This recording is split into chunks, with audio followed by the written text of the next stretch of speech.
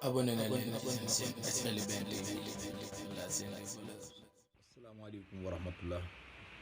ñu andil leen njariñal képp koo nga xam ne yaa ngi liggéey ci place te bëgg a yàgg ca place ba na nga def ina anzalnaahu fukki yoon ak benn jàngali ilaa fi quraysin fukki yoon ak benn suba goo xëyee nga di ko def ba mu mat juróom-ñaari fan incha allahu suba gooy xëy rek na nga ko def julli ci yonent bi raay ci sa kanam incha allahu da nga yàgg ca place ba ngay liggéeyee